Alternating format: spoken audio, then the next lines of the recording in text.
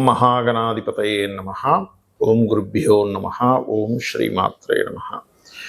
అరుణాం కరుణాతరంగితాక్షీం ధృతపాశాంకుశపుష్పబాణచాపాం అనిమాదిభిరావృతాం మయూకైః అహమిత్యేవ విభావయే భవానీం. శ్రీమాత్రే నమః. మనం ఈరోజు దక్షిణాయనం ప్రారంభమై 6 నెలలు ఉంటుంది. ఈ 6 నెలలు కూడా ఏ లగ్నాల వారు, లగ్నం తెలియదు రాశి వారు ఎటువంటి పరిహార మార్గం చేసుకుంటే మీ యొక్క పూర్వజన్మ కర్మలు తొలగుతాయి, అదొకటి. రెండవది, 6 నెలల్లో ఏ నెలలో ఎటువంటి కర్మలు ఆచరించాలి, అందులో ముఖ్యంగా దైవిక కర్మలు నేను చెప్పేది, సహజంగా చేసుకునేటువంటి వేరు. ఇక్కడ date of birth, time, place, రాశి, నక్షత్రము, లగ్నం తెలియని వారు కూడా ఏ నెలల్లో ఈ 6 నెలలు ఎటువంటివి ఆచరిస్తే మన కర్మ తొలగుతుంది. మరియు ఇది శ్రావణ మాసం కాబట్టి శ్రావణ మాసంలో మనకి ఎవరెవరికి ఎటువంటి ఇబ్బందులు ఉన్నప్పుడు ఎటువంటి దానములు ఇచ్చినట్లయితే బాగుంటుంది అనేటువంటి విషయాలు ఇప్పుడు మనం తెలుసుకుందాం. కన్యా లగ్నము, కన్యా రాశి, కన్యవారి కనుక చూసుకున్నట్లయితే ఈ 6 నెలల్లో దక్షిణాయనంలో ఏ ఆరాధన చేసుకుంటే అద్భుతంగా ఉంటుంది. ఒకటి, చండీ పారాయణం చేసుకోవడం కానీ, చండీ హోమం చేయించుకోవడం కానీ, ఇంకా బాగా శక్తులు ఉన్నటువంటి వారు బాగా చండీ హోమాలు కూడా చండీ అలా చేయించుకుంటూ ఉంటారు. మరి ధనం లేని వాళ్ళ పరిస్థితి ఏమిటి అని చెప్పి చూసుకున్నట్లయితే ఇక్కడ మీరు చేయవలసింది కేవలం వినండి, సరిపోతుంది. చండీ విన్నా సరిపోతుంది, యూట్యూబ్లో పెట్టుకోండి. అయితే కన్యవారికి ప్రధానంగా ఇంతకాలము 12వ స్థానంలో కుజకేతువులు ఉన్నందుకు విపరీతమైన ఖర్చులు, విపరీతమైన స్ట్రెస్ ఉన్నటువంటిది. ఆ కుజుడు లగ్నంలోకి వచ్చి కూర్చుంటున్నాడు. కాకపోతే ఈ లగ్నంలోకి వచ్చినటువంటి కుజుడు వల్ల కూడా కొంత స్ట్రెస్ ఉంటుంది. ఈ స్ట్రెస్ తగ్గాలి అంటే మీరు ఎక్కువగా చేయవలసినటువంటిది దానములు ఎక్కువగా చేస్తుండాలి. నువ్వులు ఎక్కువగా దానం ఇస్తుండాలి. నువ్వులు, మినుములు ఎక్కువగా దానం చేస్తుండాలి మీరు, అప్పుడు ఖచ్చితంగా బాగుంటుంది. అలాగే మరొక విషయం ఏంటంటే నువ్వులు, మినుములు, కందులు కూడా ఇవ్వండి, లగ్నంలో కుజుడు కదా కాబట్టి. అయితే ఇది జూలై 28వ తేదీ నుంచి ఒక 45 రోజులు మాత్రమే ఉంటుంది. ఇది 6వ స్థానంలో రాహు ఉంటూ శని ఎప్పుడైతే వక్రించడానికి వస్తున్నాడో ఇది కొంతవరకు విదేశాల్లో ఉద్యోగం రావడానికి మరియు కొంత మీరు అనుకున్నట్టుగా సాధించడానికి పరాక్రమ యోగాన్ని ఇస్తుంది ఇక్కడ. అదేవిధంగా మరొక విషయం ఏంటంటే ఈ కాంబినేషన్ ఏదైతే ఉందో ప్రత్యేకంగా ఈ యొక్క కన్యాలగ్నం వారికి కొంత స్ట్రెస్ని ఇస్తున్నప్పటికీ మీరు ఎప్పుడైతే వెంకటేశ్వర స్వామి యొక్క ఆరాధన, చండీ పారాయణం వినడం, చదవడం ఇవి చేయడం వల్ల, లేదా దుర్గా హోమాలు చేయించుకోవడం వల్ల ఈ దక్షిణాయనంలో చక్కటి ఫలితాలు వస్తాయి. కాకపోతే ఎవరికి కూడా అప్పులు ఇవ్వడం, తీసుకునే విషయంలో కాస్త జాగ్రత్తగా ఉండండి. ఎంతైనా కూడా 6లో 2 పాపగ్రహాలు ఒకవైపు శత్రువుపై జయాన్ని ఇస్తున్నా అప్పు విషయంలో కొంత ఫ్రాడ్ జరిగే ఛాన్సెస్ ఉంటాయి. ముందుగా ఈ రాసుల్లో సూర్య భగవానుడు ఈ ఉత్తరాయణం అంతా కూడా భూమి నుంచి నీరు ఏదైతే ఉంటుందో గ్రహించి నీరు పలానా ఏవేవైతే తీసుకోవాలో తీసుకొని దక్షిణాయనంలో మొత్తం వదులుతాడు. అందుకే మనకి దక్షిణాయనంలో వర్షాలు పడడం జరుగుతుంటుంది. మరి ఆయన అంత పని చేస్తున్నాడుగా, సూర్య భగవానుడే లేకపోతే పరిస్థితి ఏమిటి, అసలు ప్రపంచమే ఉండదు ఇంకక్కడ.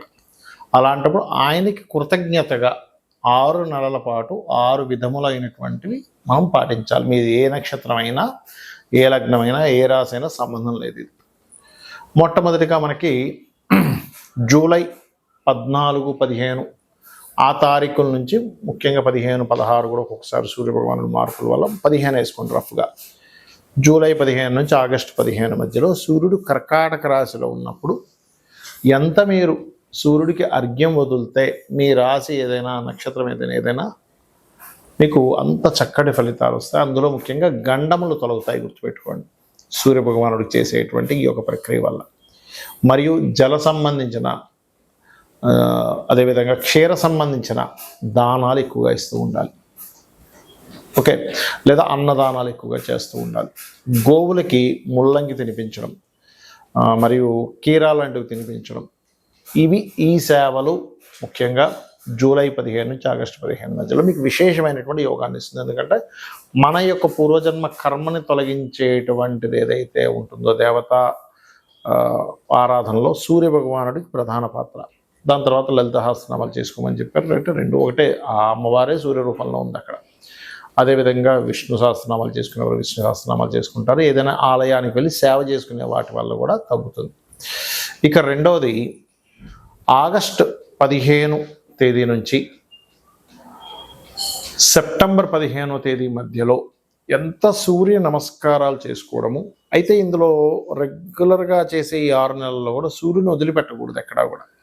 మరియు గణపతి యొక్క ఆరాధన, సూర్య రాశుల్లో కేతు ఉన్నాడు కాబట్టి ఖచ్చితంగా పాటించాలి, గుర్తుపెట్టుకోండి. అందులోని ప్రత్యేకంగా ఆగస్టు 15 నుంచి సెప్టెంబర్ 15 మధ్యలో ఎక్కువగా మీరు హోమాది కార్యక్రమాలు, అందులో ముఖ్యంగా సుదర్శన హోమం చేయించుకోవడం చాలా మంచిది. ఇక సెప్టెంబర్ 16వ తేదీ నుంచి అక్టోబర్ 16వ తేదీ మధ్యలో మీరు వీలైనంత మట్టుకు గుర్తుపెట్టుకోండి, దానములు ఇవ్వండి. ఆ దానాలు కూడా మీకు ప్రస్తుతం నడుస్తున్నటువంటి మహాదశ ఏమిటి, అంతర్దశ ఏమిటి, దానికి ఎవరు అంటే ఉదాహరణకి రవి నడుస్తుంది అనుకోండి, రవి మహాదశ అంతర్దశ నడుస్తుంది, గోధుమలు, చంద్రుడైతే బియ్యము, కుజుడైతే కందులు, బుధుడైతే పెసలు, గురువైతే శనగలు, శుక్రుడైతే బొబ్బర్లు అంటే అలసందలు అంటారు, శని అయితే తెల్ల నువ్వులు ఇవ్వచ్చు లేదా నల్ల నువ్వులు తీసుకునే వాళ్ళంటే ఇవ్వచ్చు. రాహు మహాదశ అంతర్దశ నడుస్తుంది అనుకుంటే మినుములు, కేతు అయితే ఉలవలు దానంగా ఇవ్వాలి. ఇది గుర్తుపెట్టుకోండి. మరి అక్టోబర్ 16వ తేదీ నుంచి నవంబర్ 16వ తేదీ వరకు 15-16 వరకు చూసుకుంటే కనుక ఈ సమయంలో ఎక్కువగా స్తోత్రములు వింటూ ఉండాలట. అంటే లలిత కావచ్చు, ఏదైనా విష్ణు సహస్రనామాలు కావచ్చు, ఏదైనా శ్రవణం ఎక్కువగా చేస్తూ ఉండాలి. పఠనము శ్రవణము, లేకపోతే శ్రవణం లేకపోతే సహస్రనామాలు పఠనం చేయడం, ఇవి ఎంత చేస్తాయి ఈ మాసంలో అంత అద్భుతమైన ఫలితాలు ఉంటాయి. ముఖ్యంగా ఈ మాసంలో చేసే వాటి వల్ల మీ యొక్క కామ్యము నెరవేరుతుంది, గుర్తుపెట్టుకోండి. దీనికంటే ముందు నెలలో చేసిన దానివల్ల రోగ నివారణ అంటే రోగం తగ్గుతుంది, అప్పులు తగ్గుతాయి. దానికంటే ముందు సూర్యుడు కర్కాటక మన సింహరాశిలో ఉన్నప్పుడు అంటే ఆగస్టు 15 నుంచి సెప్టెంబర్ 15 మధ్యలో చేసినప్పుడు రాజయోగం పడుతుంది అని చెప్తూ ఉంటారు. అలాగే ఇక్కడ మీకు నవంబర్ 15వ తేదీ నుంచి డిసెంబర్ 15 మధ్యలో అంటే ఇది 5వ నెలకు వచ్చేసాం మనం. ఆ సమయంలో కూడా జలతర్పణములు కొంతమంది చూడండి రాత్రిపూట చేస్తూ ఉంటారు. కొన్ని సాధనలు, కొన్ని అమ్మవారి సాధనలు కొన్ని ఉంటాయి దశమహావిద్యలవి నిగూఢంగా, అంటే ఇంకెవ్వరికి సంబంధం లేకుండా కొంతమంది గుహల్లోకి వెళ్ళిపోయి లేకపోతే ఒక రూమ్లో కూర్చొని నిగూఢంగా అలా సాధన చేస్తుంటారు. అటువంటివి బాగా యోగిస్తాయి. ప్లస్ తర్పణాలు, అందులో పితృతర్పణాలు చేయడం ఇంకా మంచిది. ఈ ప్రతి నెల అమావాస్యకి వీలున్నప్పుడల్లా నిత్య తర్పణాలు కూడా చేసుకోవచ్చు. ఇక్కడ ఇంకా ఎక్కువగా బాగా యోగిస్తుంది. అలాగే డిసెంబర్ 14 నుంచి జనవరి 14-15వ తేదీ వరకు కూడా ఇక్కడ ఎక్కువగా హోమాలు ఎక్కువగా చేస్తూ ఉండాలి, గోసేవ ఎక్కువగా చేస్తూ ఉండాలి. వీలైతే మీరు హోమంలో కూర్చోలేకపోతే కనీసం హోమం జరిగే దగ్గర నెయ్యిని దానంగా ఇవ్వండి. అక్కడ అంటే నెయ్యిని మీరు ఏదో దానం ఇస్తున్నారని ఫీల్ అవ్వకుండా, నాకు ఈ భగవంతుడు ఈ యొక్క అవకాశాన్ని ఇచ్చాడు అనేటువంటి భావనతో ఇవ్వండి. ఇక శ్రావణ మాసంలో శ్రావణ శుక్రవారాలు, సోమవారాలు, శనివారాలు, మంగళవారాలు ఉంటాయి. కుజదోషం ఉన్నటువంటి వారు శ్రావణ మంగళవారాలు చేసినట్లయితే ముఖ్యంగా స్త్రీలకి ఆ యొక్క దోషము తగ్గుతుంది. వివాహం అవ్వట్లేదు, కుజదోషం వల్లే అవ్వట్లేదు అంటే వేరేవి కూడా చూసుకోవాలి.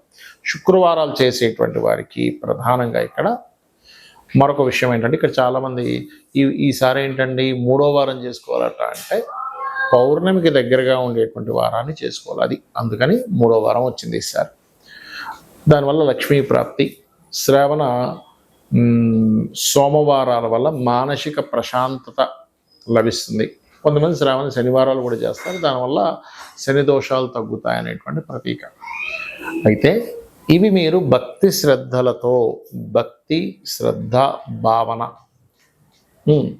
నిరంతరం చేయడం, ఉన్నారనేటువంటి భావనతో చేయడం చాలా ముఖ్యం. చాలామంది ఉంటారు ఏమంటే చాలా పూజలు చేస్తున్నాం, చాలా యజ్ఞాలు చేస్తున్నాం, చాలా హోమాలు చేస్తున్నాం, చాలా దానాలు చేస్తున్నాం, ఏమీ అవ్వట్లేదు, మీరు ఏమీ ఇవ్వట్లేదు అని మనసులో ఎప్పుడైతే మననం చేస్తూ ఉంటారో, మననాత్రాయతే ఇది మంత్ర, అంటే మనం ఏదైతే మననం చేస్తామో అది మంత్రంగా పనిచేస్తుంది. కాబట్టి కృతజ్ఞతా భావనతో చేయండి, అన్ని విధాలా బాగుంటుంది. ఆ లలితాంబిక అమ్మవారి యొక్క అనుగ్రహం కూడా మీకు కలగాలని మనస్ఫూర్తి కోరుకుంటూ శ్రీమాత్రే నమః.